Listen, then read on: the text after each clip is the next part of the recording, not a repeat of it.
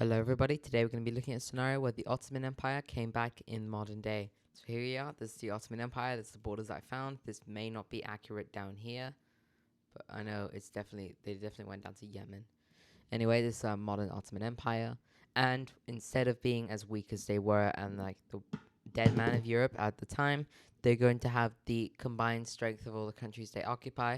So modern day Turkey, which is really powerful, Western Saudi and all that stuff, which is quite important.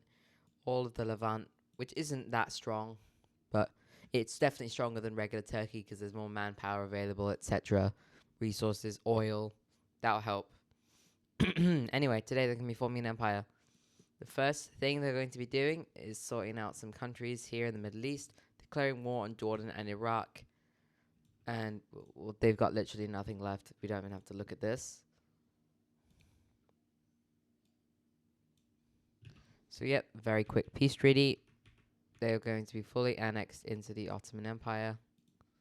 And now the borders look something like this. Not much change. Turkey is now going to be declaring war on the nation of Armenia. Very quick. And they also split the country with their dear friend, Azerbaijan.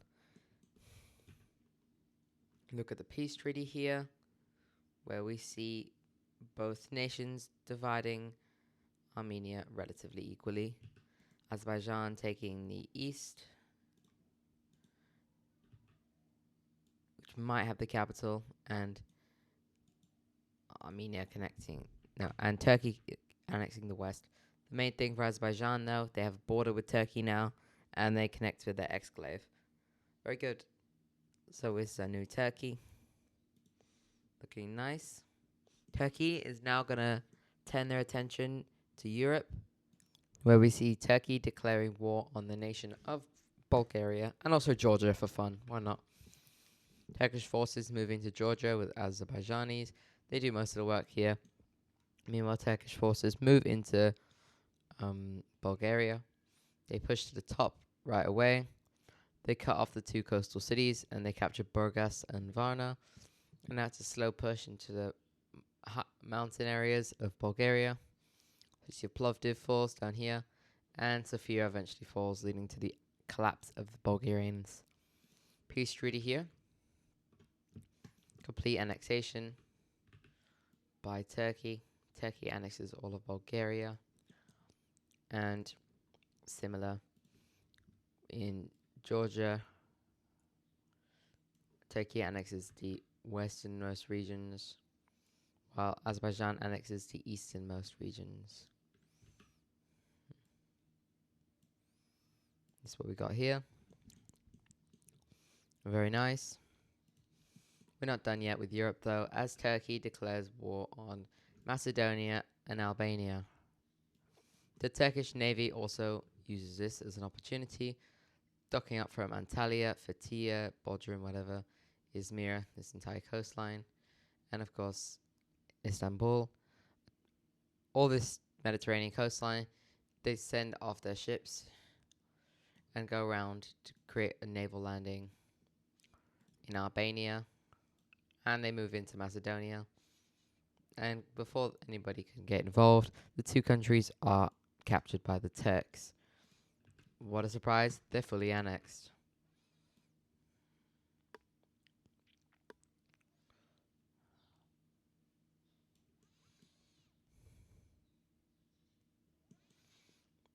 Now, Turkey's going to call on a country to help them fight their next target, and that will be Hungary.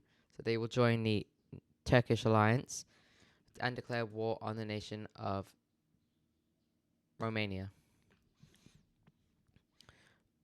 Turkish troops move from Bulgaria up here to capture the Dobruja, I don't know, region, Romania. And unluckily for them, their capital is about right here. So that's going to fall really quickly, which is not good for them winning this war. Troops will start to fly in even faster now. They also declare war on Moldova and take all of that. Hungarian forces move in and both countries surrender. Peace treaty here. Here we are, there's a peace treaty. We see Turkey annexing the southern regions of Romania, Hungary annexing most, if not all of Transylvania, and the rest of Romania and Moldova being made into the new state of Moldavia. Moldavia hasn't been around for a few years. Turkey is going to finish with Europe for now by attacking another few countries, this time being actually all of Yugoslavia, so hello. The rest of Yugoslavia except Slovenia, you're okay. Troops move in from the south and push straight up into Bosnia, which is one of Turkey's main goals. And they're successfully able to do that. Hungarians move in from the north, and these guys get completely rolled over. Peace treaty again. Here we are. Now Europe looks a lot different here. Turkey annexes all of Montenegro and Bosnia. Meanwhile, also annexing the majority of Saudi Arabia. No, oh my days, not Saudi. Annexing the majority of Serbia and Kosovo, whatever. They also annexed like Dubrovnik, but nobody really noticed that. Meanwhile, Hungary has annexed all of Croatia and the northern Vojvodina regions of Serbia. Briefly, we also see a quick annexation of Slovakia by the Hungarians to completely fulfill their land goals, as well as another thing occurring.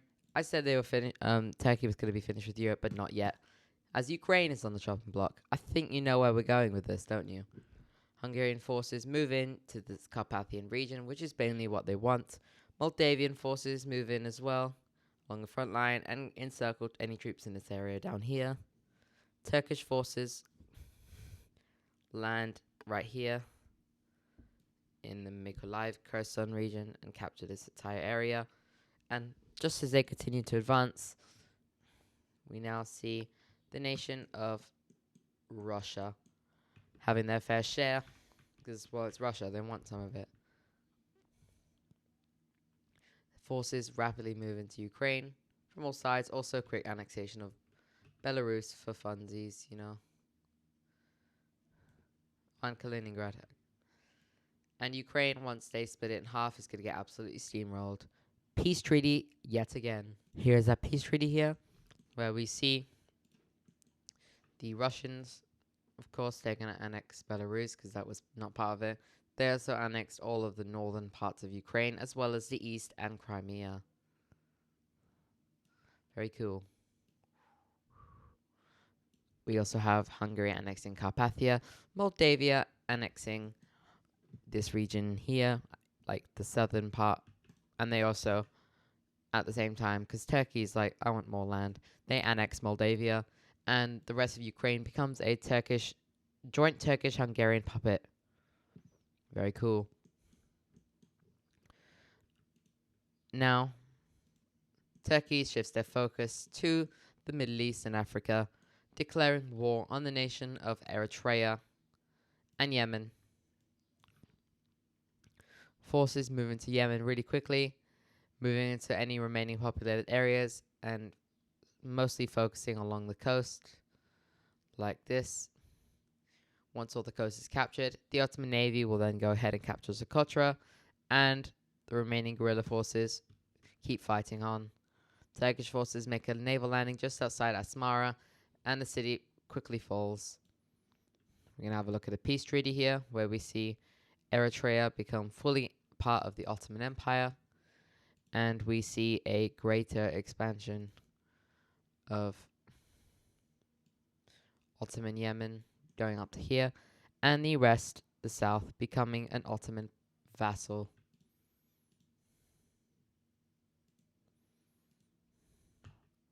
Very cool. We now have Ottoman Africa. Very nice in country. And guess what's happening next? The Ottomans will be declaring war on Saudi, the UAE, and Oman.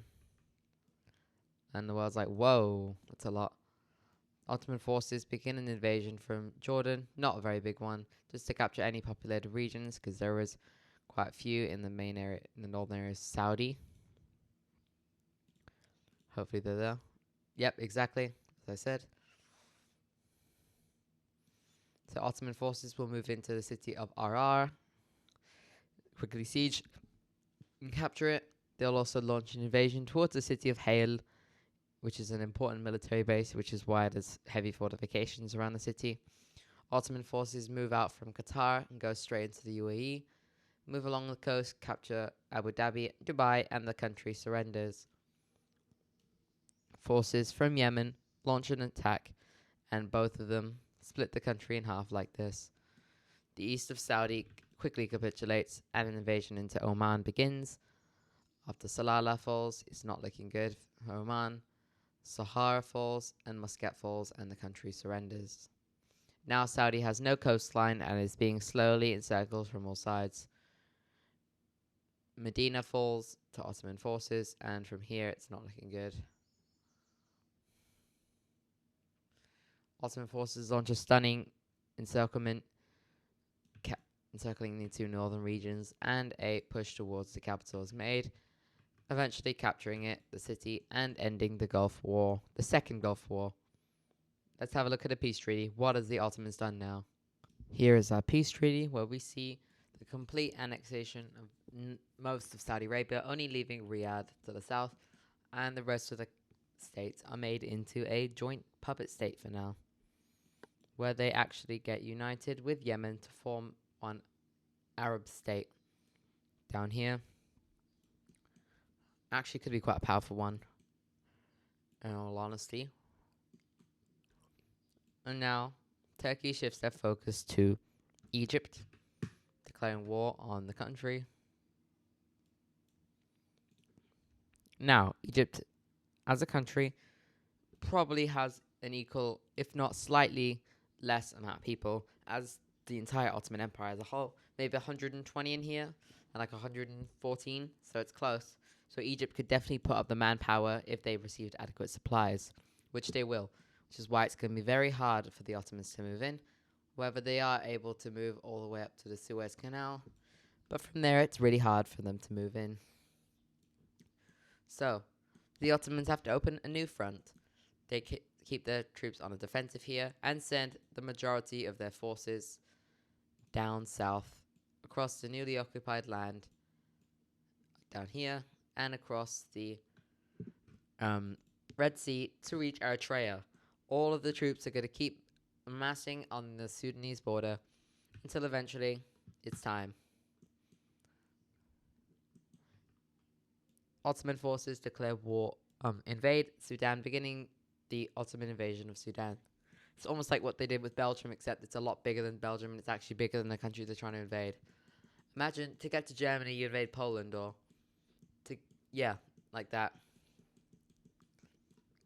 But they're not going to be alone in this, and they're going to have actual allies to help them, with Ethiopia and South Sudan joining the war on the side and joining the Ottoman alliance.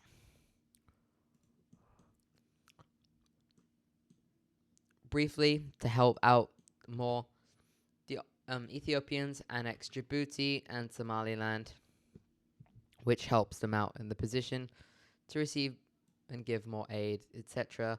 Trade, whatever, you get the point. So they quickly do that, and they sort out that situation. They send their forces in here, and then, meanwhile, the Sudanese forces, Ottoman forces move in from here and Eritrea. They move up along the coastline and capture Port Sudan. Forces move in from all sides of South Sudan. Quite a lot of them are South Sudanese, but the majority are either Ethiopian, Arab, or Ottoman, but most likely Ottoman. This front opens a new headache for Egypt, as now Ottoman forces start flooding into the south of Egypt. However, Egypt prepares fortifications and holds the line temporarily. Meanwhile, forces from this little peninsula here move upwards into Sudan, heading straight towards the city of Khartoum. Coming in now from all sides, the front starts to close. This northern group moved down into Sudan, now encircling the city. Before besieging it really bad, like what the RSF did, and the city falls, From here, a few small offensives move across the country to basically cut off any leftover important regions. So we get something like this.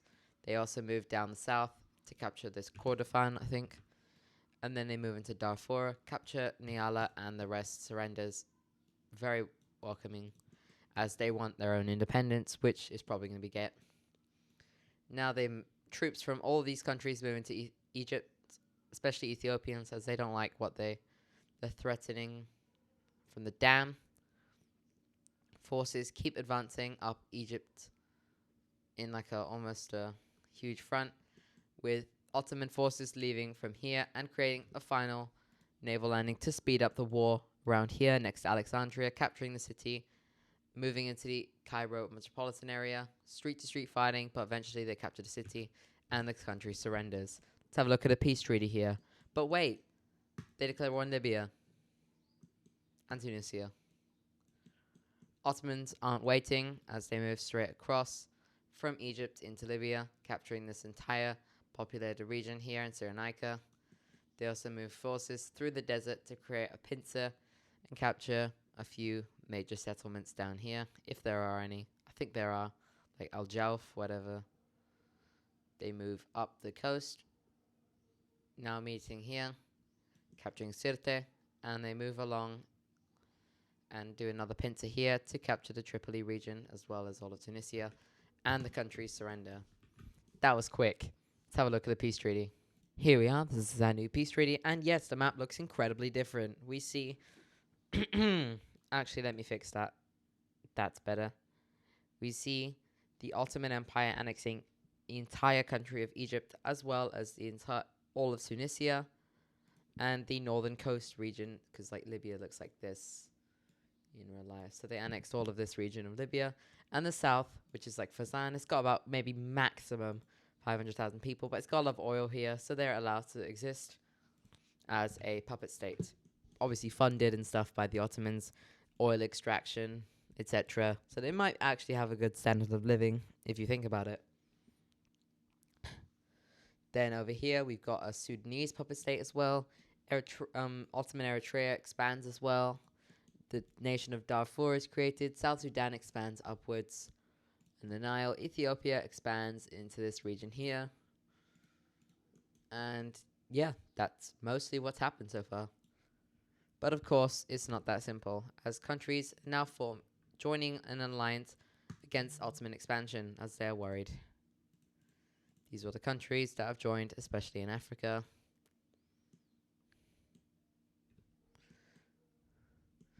We also have the nation of Italy, leading it from the European theatre, as well as the UK and France.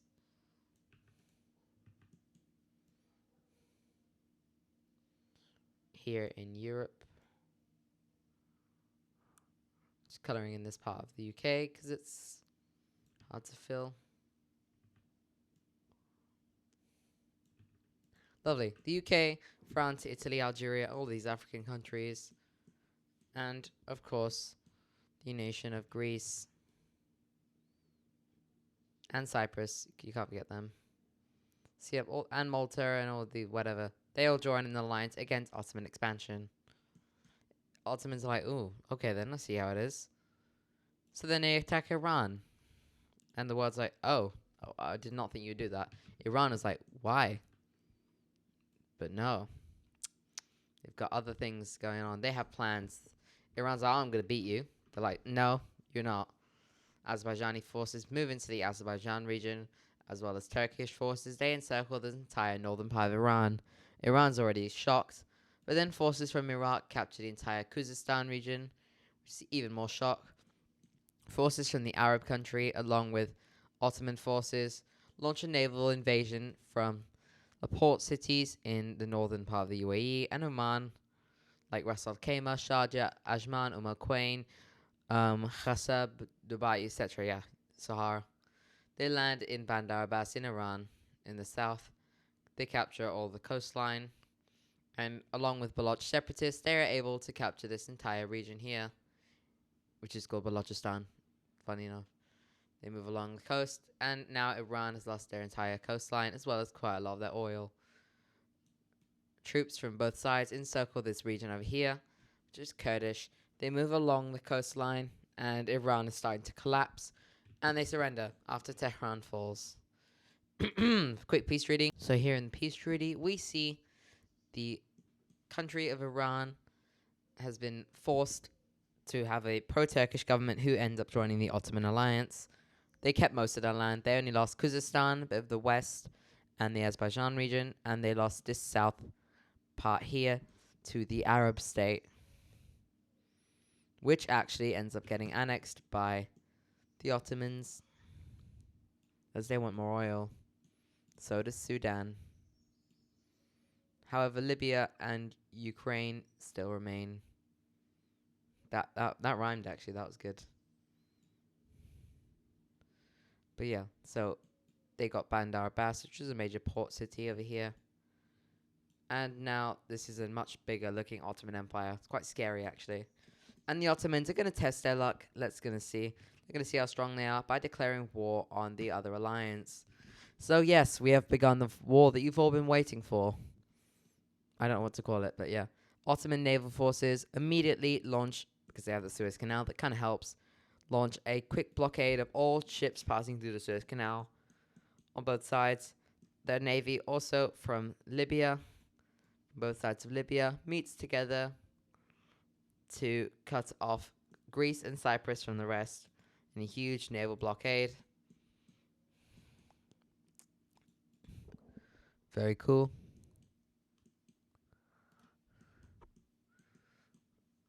Ottoman forces also launched an invasion into Algeria, moving straight across the desert, reaching this side of the country.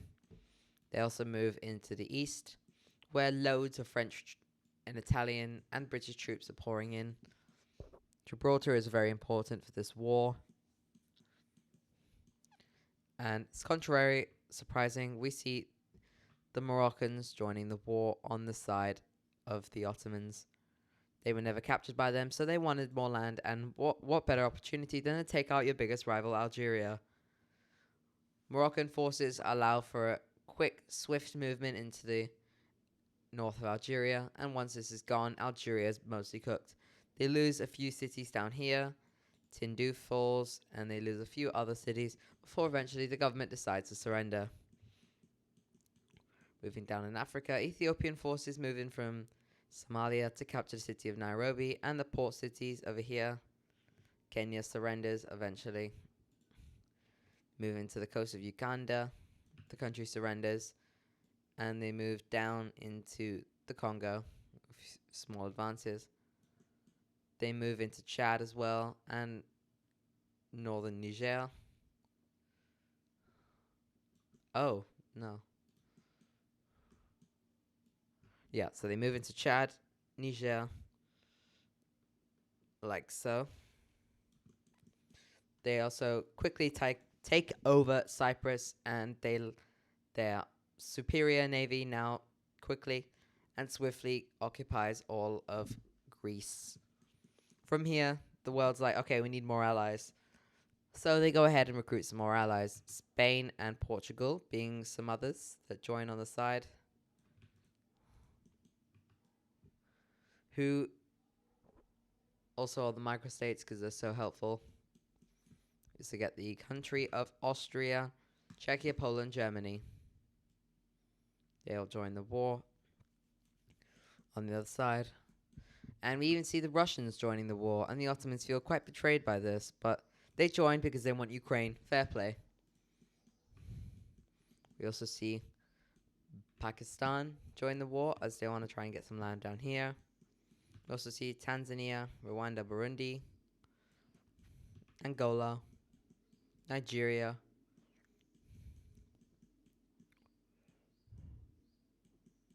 and Afghanistan. We also see the nation of India joining the war. And from here, Ottoman Empire's like, oh, do you guys really hate me? Yes. It seems they do. This influx of troops from India and Pakistan, somehow they're on the same team, is going to cause a huge headache for the Ottomans as troops flood into Iran. Being welcomed by Iranians, they capture Tehran, and the government quickly collapses and rebirths as the new Iranian government. The south gets kicked out, and they move slowly into Khuzestan. However, this area is quite fortified with Turkish troops. Meanwhile, down south, there's the extra troops from Africa as well as Indian reinforcements down here. Allows for a pushback of Ethiopian troops to the Uganda capital, and a pushback in Kenya allows the front to go back here.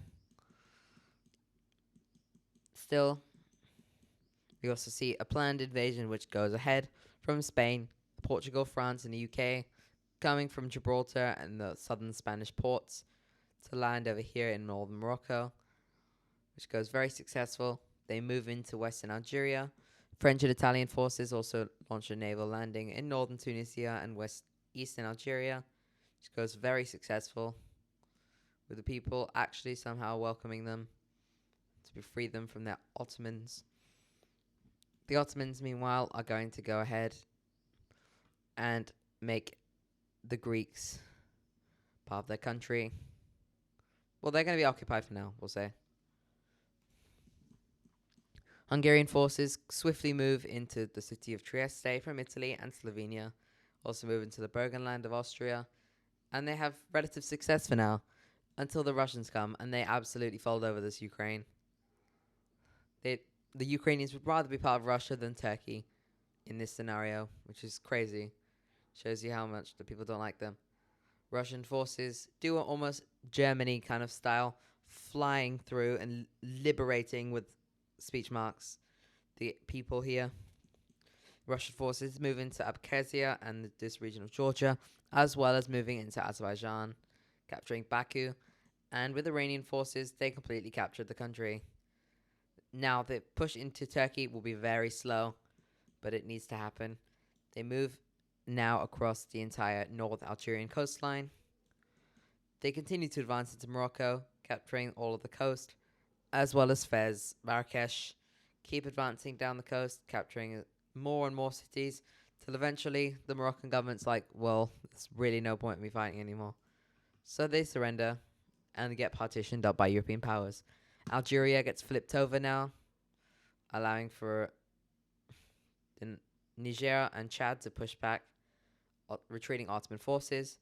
The Libyan government switches sides and begins a very, very small invasion with troops from like Nigeria and everything into Libya, cutting it in half, as well with European troops to also take the rest over here.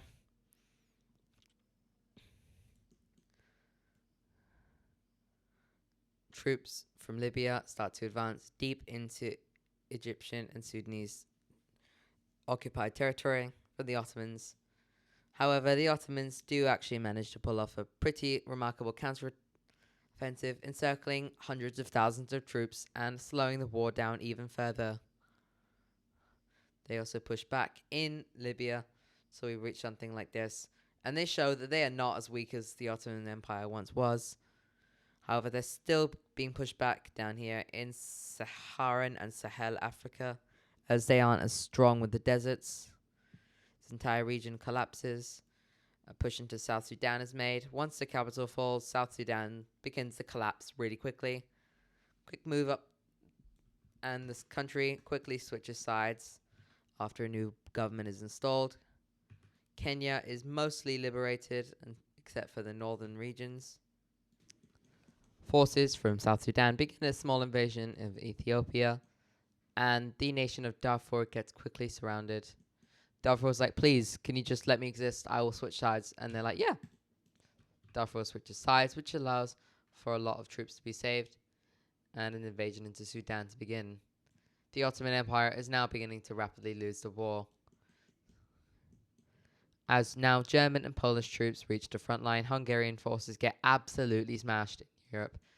Ottoman forces are holding, creating huge fortifications right here in Thrace along the northern coastline, preventing a Russian landing as well. To speed up the war, India and Pakistan develop a plan to make a naval landing somewhere either in Ethiopia or the Ottoman Empire. They have chose somewhere in the Ottoman Empire, mainly with Pakistani and Indian troops, and a smaller division going into Ethiopia.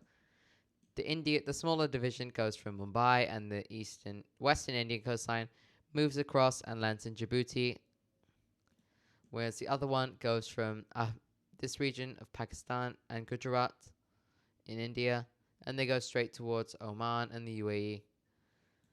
And on the way, there's also a small landing in southern Yemen to gain, mainly just to give supplies to people to rise up. Anyway, they land in Oman, capture this entire region over here relatively quickly. This gives them a good landing ground with a lot of resources as well, especially oil, fund their war effort. Forces move across, capturing Qatar, Bahrain, moving into core Ottoman territory now. They move into Yemen with a Yemeni uprising taking place, as well as local troops. A landing is made in Djibouti and Eritrea, with the country completely collapsing. Ethiopia is not going to go down without a fight, as Indian and Pakistani forces, probably about 1 million, are flooding into the country. Somali rebellions openly rise up against the government. So Somalia falls, the Somali regions of Ethiopia fall, this part falls here, and it's a slow but costly invasion into Ethiopia until the country eventually surrenders, which is probably the most powerful ally. So this is not good for the Ottomans. European troops fly and completely crush Hungary. They now start an invasion of Ottoman Balkans, going very well and pushing them back to Thrace. All of Greece is liberated, and now a move across Libya begins. Egypt and the Levant rise up against Ottoman rule, as well as Sudan.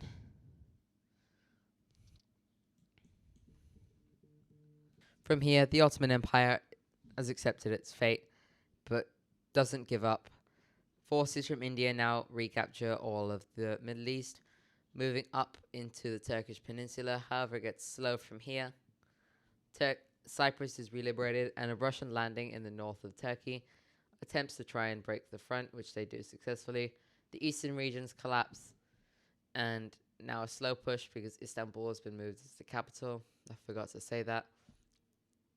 The Thracian movement is pulled, the Stefano resistance from Turkey, and the city eventually falls. Let's have a look at a quick peace treaty. Here we are, there's that peace treaty, and there's a lot of different stuff. All the Middle Eastern countries are going to be spat out by the Ottoman Empire. Iraq gains this little bit of land here. Syria gains this land in this part of Turkey here, as well as the entire Hatay province from Turkey. Iran gains this region here from East Turkey, as well as this portion of southern Azerbaijan.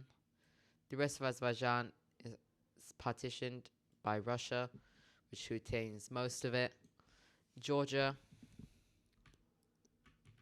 who gains a little bit of eastern Azerbaijan here, and Armenia, who gains in volume to their own territory the most out of Azerbaijan.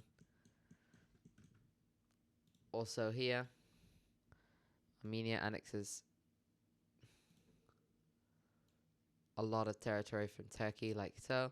Georgia annexes this region here. So yeah, Greater Armenia. Cyprus is given its full independence, no more Turkish rule.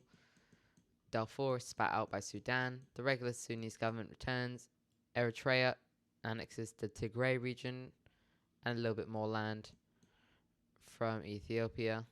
Somalia annexes the entire Somali speaking region from eastern Ethiopia. Kenya annexes this south part here. And Sudan annexes this bit here. So yeah, not looking good for all these guys. Greece annexes the entire western coast of Turkey, as well as Istanbul. Bulgaria annexes northern Thrace. Happy with that. Hungary gets completely partitioned by its neighbours. Serbia annexes a bit here. Romania annexes this part here. Slovakia gains the northern part here. Austria gains the west of Hungary. Slovenia gains a small province here. Croatia gains this province as well. And yes, that will do it for today's episode. If you enjoyed, make sure to like and subscribe. Goodbye. Thank you.